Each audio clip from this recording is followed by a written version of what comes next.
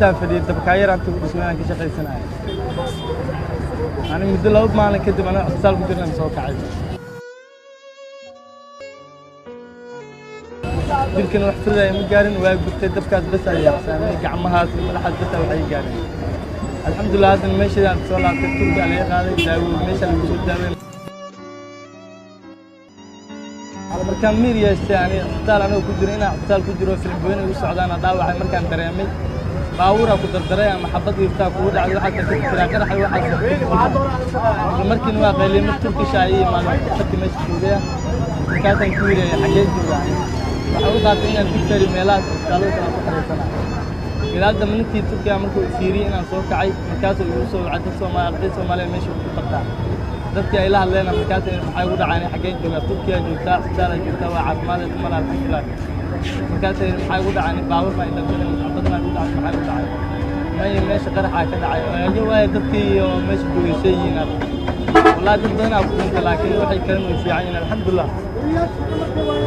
markaas sidaasaan u ogaaday inuu qarax dhacay markaas kadib la ogaaday markaas aan islaantii aan qabay aaw way dhamatay sabri ma la kaas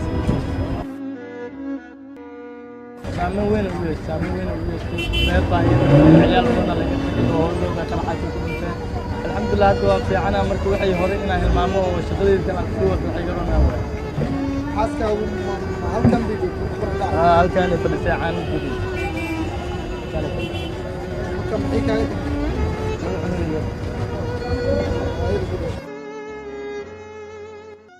gabar kale oo habaryar ay u tahay ciidan la dalabtay oo u shaqeynaysa markaas shaqada ku caawinaysa sababta bil baa laga rabaa ciyaal waxa laga rabaa inta bilowda asal ku jira guriga kirooyinka aan ku jira laga rabaa marka ma uu guriga lacag ay lacagtaas nolosheeda hal mar maaleen waa hal mar waxay laga rabaa dadka bixi adeeg guriga ay sameeyaan diimaha laga rabo oo inta bilowda ama labada heer la mid hadii joogto qarax ku dhintay والله الحمد لله وتذكرت بدون سامي ودان يسوى ما دان كليا هلا وحبان إلا لكن هذي وح ومنطقة لقبان يهون الحمد لله وحب الله إنه كان ماشي إنه معنا مصلى ولا ماشي حتى مصلى ولا ندي خصوصا الله مركو واحد دعوة بدعينا الحمد لله واحد لا مركز كدعينا وإله إنه قل وحضور هو يوم كنت من وصل قريات من وضع على النبي الحمد لله مركو ماشي إنه صلى ماشي بدنا نستوى والله اللي صحت وسلم أنا روينا سهل ما محاطة سهل اللي صحت وسلم تبان كثير ما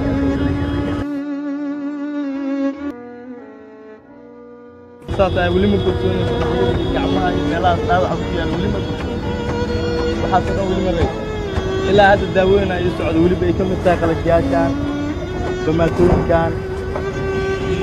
شغلي أنا سوى طبعا الدواوين كان أساس استعمالها إلا دافع الاستعمال عن تجارب ملاص فلتدخل عملية الجرت على المرأة هنا أنا اشتغلت عن الدوائر يمكن أن بيشتغل من المرأة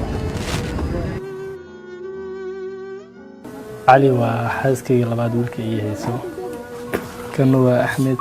قبل دمتي حاسكي دمتي الله ونحرست عيالك إذا شو ولك وين وكترسين هاي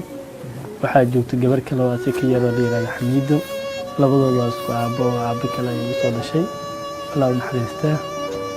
أنا وحيد الشيء لو يقول كذا وهاي إذا ما كنت هاي مركي قدح ودعي أنا بدك يسوي كاري هاي إذا ما تعيد أنا بادي وطي